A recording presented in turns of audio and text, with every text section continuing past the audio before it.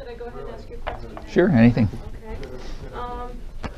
We're led to think that anarchism is bomb-throwing mayhem. What is it that attracts you to anarchism?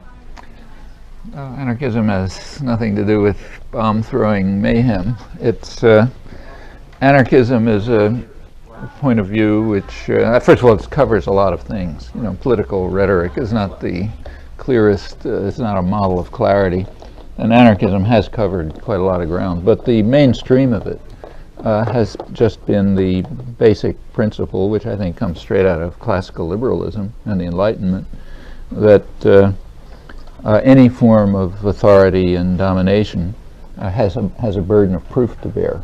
It has to demonstrate that it's legitimate. Doesn't matter what it is, whether it's inside a family or the global economy.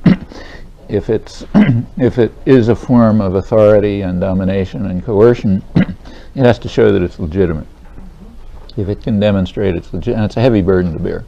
If it shows that it's legitimate, okay. If not, it ought to be dismantled. That's anarchism. Okay. Now, what is considered legitimate authority? It's the task of those who have the authority to demonstrate that. So, for example, if I'm taking a walk with my granddaughter, and suppose I'm taking a walk with my granddaughter and she runs out into the street, okay, and I grab her and pull her back.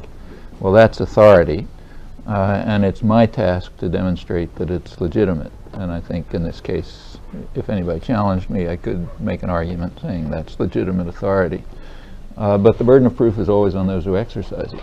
That's true if it's men and women, parents and children, owners and people they rent, the state and people who serve it, the IMF and people who follow its orders, wherever it is.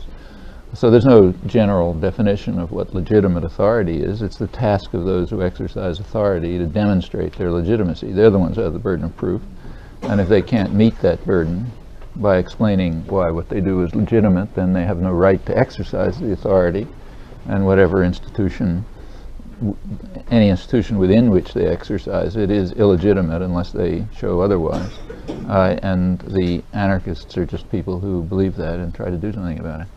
So the members of that institution, is it their responsibility to make a judgment call about the authority of the person who is trying to prove their legitimate authority? Well, I don't mean that every minute of the day everybody has to be saying, look, this is my legitimate authority, but they have to be prepared to meet the challenge. Sure. So if it's like suppose it's a formally democratic state, well, in principle, that challenge is met by interchange among the population, which recognizes the authority of actions in the public arena through constant interaction, debate, struggle, and so on. In theory, that's what happens if it is a democratic state. To the extent that that doesn't happen, it's not a democratic state and it is illegitimate.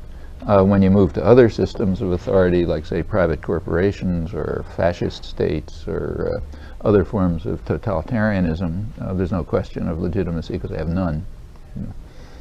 So, but it's the responsibility of the other people in that institution, whatever that institution might be, to question and to challenge. No, it's not their responsibility. It's their responsibility to meet the challenge. It's the responsibility of people to make the challenge.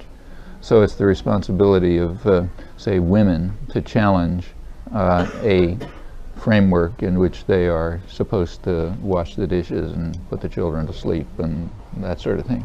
And it's the responsibility of men in a traditional patriarchic family to answer that challenge.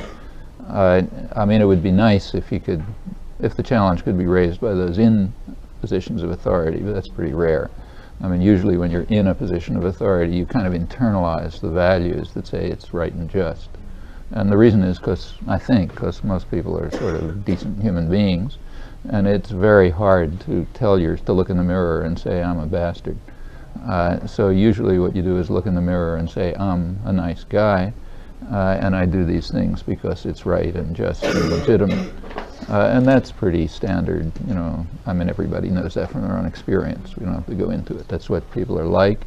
And therefore the responsibility of raising the challenge is typically in the hands of those who recognize that they have a subordinate status. It's very hard to recognize that.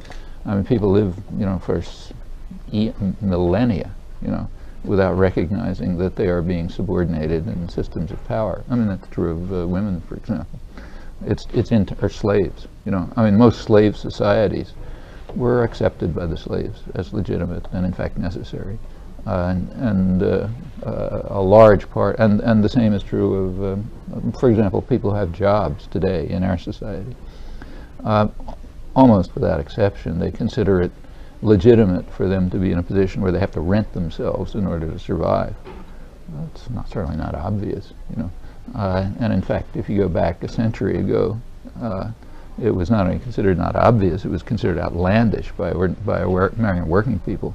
I'm not talking about Marxists or socialists or anybody like that, but say mill hands in Lowell, Massachusetts, who never heard of socialism, who regarded it as a form of slavery and were complaining that they had not fought the Civil War to replace chattel slavery by wage slavery, and that therefore those who work in the mills ought to own them.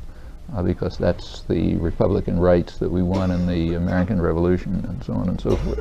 So, it's not obvious. But by now, I think enough indoctrination and propaganda and so on has taken place, so people do regard that form of subordination to external authority as legitimate. Whether they should is another question. But the fact is they do, just as for most of history, women have accepted a subordinate role as correct and proper and so on, and slaves did, and people living in, say, feudal societies. In a feudal society, people had a place, some kind of role, and quite typically the societies were stable because people regarded those structures as legitimate. The same is true of religious structures, and I mean, throughout human life, there's a whole variety of systems of authority and oppression and domination and so on, which are usually accepted as legitimate by the people subordinated to them. When they don't, you have struggles and revolutions and sometimes changes and sometimes brutality and so on. As far as I understand it, anarchists are just people who take this seriously.